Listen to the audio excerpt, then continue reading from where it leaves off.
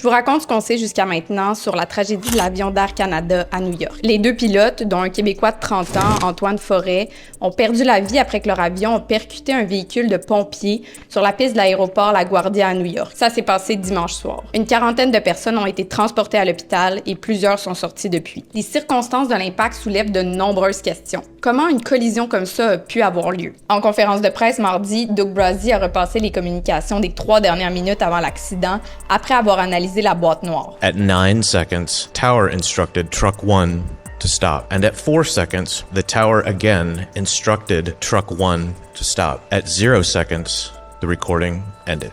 Pour l'instant, l'enquête suit son cours, donc on n'a pas encore toute l'information. Ce qu'on sait, c'est que vers 23h40 dimanche soir, il y a un avion exploité par Jazz Aviation pour Air Canada qui arrivait de Montréal avec à bord 72 passagers puis 4 membres de l'équipage. Selon des enregistrements, on entend juste avant l'accident le contrôleur aérien autoriser le véhicule d'urgence à traverser la piste. Ensuite, il lui ordonne à plusieurs reprises d'arrêter, sans succès. Écoutez ça, ça donne froid dans le dos. Frontier 4195, just stop there, please.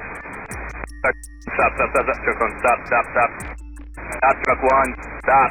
Stop, truck 1, stop. D'ailleurs, sur des vidéos, on peut voir les autres véhicules du convoi s'arrêter. Ce qu'on a appris mardi, c'est que le camion n'avait pas de transpondeur et que le système de surveillance ASDEX n'a pas émis d'alarme. The analysis is, quote, ASDX did not generate an alert due to the close proximity of vehicles near the runway. Après la collision, des images montrent le devant de l'avion, dont le cockpit, complètement détruit. Le véhicule de secours repose renversé sur la pelouse derrière l'appareil. Les passagers du véhicule d'urgence ont été épargnés. L'accident a forcé la fermeture de LaGuardia, un des aéroports les plus fréquentés, pendant une partie de la journée lundi. Plusieurs personnes ont pointé du doigt la pénurie de contrôleurs aériens aux États-Unis qui fait régulièrement les manchettes. Dans les circonstances, plusieurs s'inquiètent de l'ampleur de la charge de travail qui leur est imposée. D'ailleurs, en conférence de presse, Jennifer Amendi, la présidente du Bureau national de la sécurité des transports, a indiqué que cette charge de travail-là était une problématique soulevée depuis des années. The midnight shift, as a reminder, is one that we have many times at the NTSB raised concerns about with respect to fatigue. Again, we